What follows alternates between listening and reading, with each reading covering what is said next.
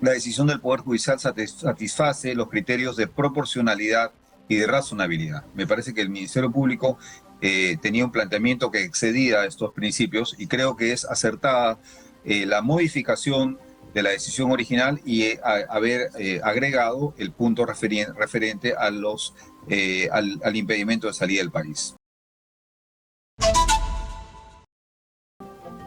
Buenas noches, señorita Torres. El gusto de saludarla es mío. Muy buenas noches. ¿Cuál es su lectura de lo que ha ocurrido el día de hoy? Ya se ratificó los 18 meses de prisión preventiva en contra del expresidente Pedro Castillo. ¿Y cuál cree usted que han sido los factores decisivos para que el Poder Judicial tome esta decisión? Mire, este caso, que es un caso pues, de relevancia social, política, pone a prueba a nuestras instituciones de la justicia y estas, el Poder y el Ministerio Público deben estar a la altura de estos desafíos, porque cuando hay involucrados personajes que unos atraen el encono y la antipatía y a la vez la simpatía de otros sectores, el Poder Judicial y el Ministerio Público deben estar por encima de estas circunstancias. Y por eso es tan relevante que sus decisiones sean,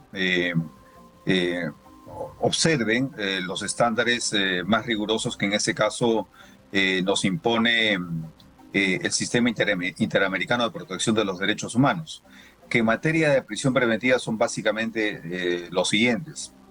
Es el criterio de que la persona o personas puedan entorpecer el desarrollo eficiente de las investigaciones o que eludan la acción de la justicia. Esos son los elementos centrales. Las características personales de los procesados, la gravedad del delito que se les imputa no son en sí mismos justificación suficiente para la prisión preventiva. Eso está desarrollado en la jurisprudencia, tanto en la jurisprudencia de la Corte Interamericana de Derechos Humanos en diversos casos, como la doctrina sustentada por la Comisión Interamericana de Derechos Humanos en su informe sobre prisión preventiva. Dicho todo esto, sí, adelante. Y es justamente lo que entraba al debate. Muchos abogados han dicho de que se han cometido irregularidades en la hora de detenerlo porque él era presidente en ese momento, no era vacado, y que sería la Corte Interamericana de Derechos Humanos la que podría decir, hey, peruanos no han continuado con el debido proceso, y podría ser un punto a favor del expresidente Pedro Castillo. Mire, eso está de verse porque esta decisión que tiene 32 páginas y donde entiendo el magistrado ponente ha sido el ilustre magistrado San Martín Castro, desarrolla también este concepto de la prisión preventiva, perdón, disculpe, del delito en flagrancia, en relación a las opciones que tenía el Congreso y en relación a la normatividad vigente. Explica precisamente el juez supremo San Martín que el reglamento del Congreso no hace referencia a situaciones de delito en flagrancia, sino a situaciones de delito imposible. Y bueno, desarrolla unas tesis y queda, mejor dicho, deja a cargo del Congreso de llenar o de cumplir con esta obligación que era la obligación de satisfacer el requisito de la aprobación de la solicitud de antejuicio.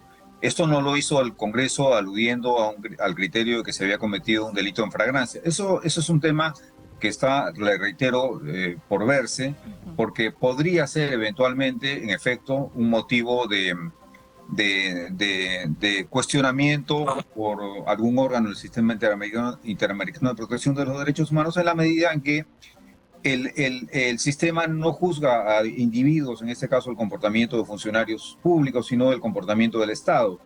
Y ve el Estado en su conjunto, es decir, el Estado integrado tanto por el Poder Judicial, el Ministerio Público, como por el Congreso. Pero eso es un tema que creo yo todavía habrá de desarrollarse. Creo que es un poquito prematuro adelantar una opinión a este respecto. Pero bajo las premisas señaladas, diríamos que la resolución de la Corte Suprema responde a esos dos elementos esenciales que señala tanto la Comisión como la Corte Interamericana. Es decir, la posibilidad de que Castillo impidiera el desarrollo eficiente de las investigaciones o que eludiese la acción de la justicia. Lo primero, en razón de lo que ahora cada vez va saliendo con más claridad, es este esquema paralelo que organizó el presidente Castillo, o si no lo organizó, por lo menos lo toleró, de obstruir la acción de la justicia mediante planes sistemáticos en favor de los prófugos, obstrucciones a diligencias que se llevaban a cabo en el Palacio de Gobierno. Recordemos esta pérdida súbita de las cámaras de vigilancia. En fin, todos estos elementos de lo que ha significado, en resumen, un plan concertado para obstruir la acción de la justicia, es decir, su conducta para procesal penal, limitar, como dice la doctrina de la Comisión Interamericana de la Corte, el desarrollo eficiente de las investigaciones. Y lo segundo, en lo que respecta a eludir la acción de la justicia, bueno, es de todos y de público conocimiento que en este momento el presidente Castillo, después de ese pronunciamiento, se estaba dirigiendo rápidamente a la Embajada de México a solicitar asilo político. O sea que estos dos elementos que exige el sistema interamericano, diríamos, que se cumplen fundamentalmente en la decisión del Poder Judicial. Bien, ahora quiero pasar al caso del señor Aníbal Torres Vázquez. Ayer la Fiscalía estaba pidiendo que se cambie esta comparecencia con restricciones a una prisión preventiva, tal cual la tiene el expresidente Pedro Castillo, pero lo que hoy día se ha dictado ha sido 18 meses de impedimento de salida del país. Lo que exponía la fiscal es, lo que él tiene es una diabetes, él podría ser medicado dentro de la cárcel, pero parece que esta opinión que tiene la Fiscalía no ha sido compartida por el Poder Judicial. Es correcto.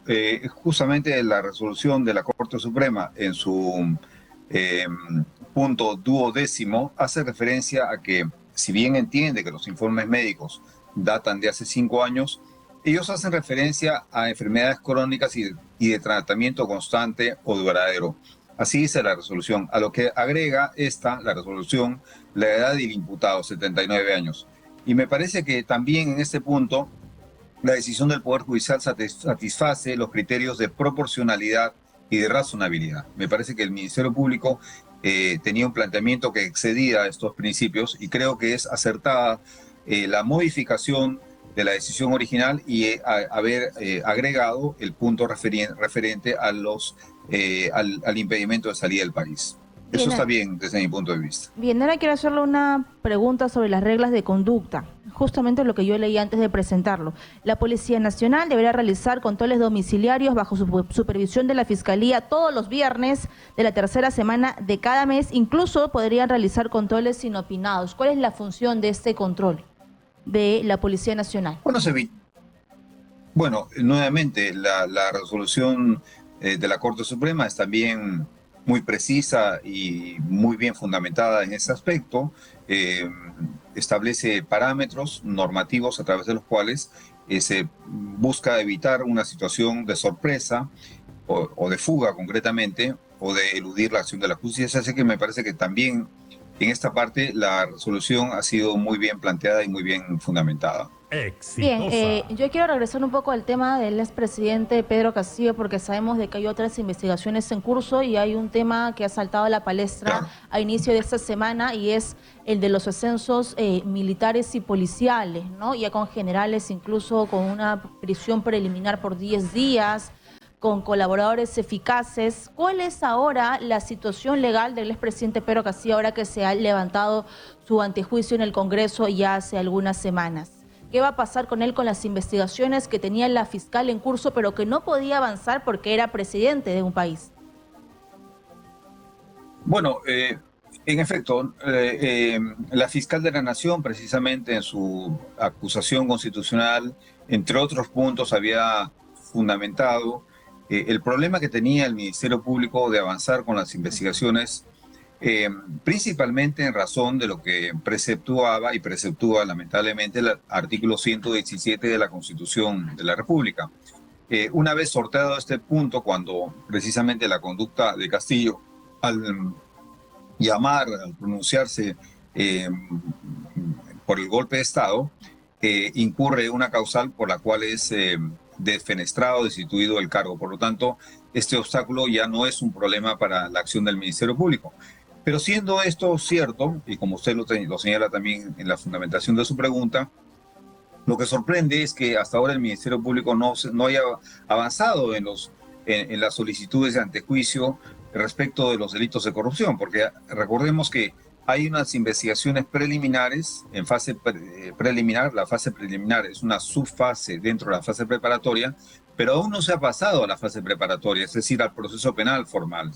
Para ello se requiere que el Congreso de la República expida su autorización, lo cual, si bien es cierto, no se puede hacer de la noche a la mañana, tampoco, y hay un importante tiempo perdido, y podría acelerarse este procedimiento para satisfacer todos los elementos del debido proceso en cuanto a estos casos de corrupción, que son casos, una investigación, creo yo, sólida por parte del Ministerio Público, y que es la investigación o el proceso que debiera requerir una de las mayores prioridades, en razón de que de imponerse una pena sería una pena muy alta.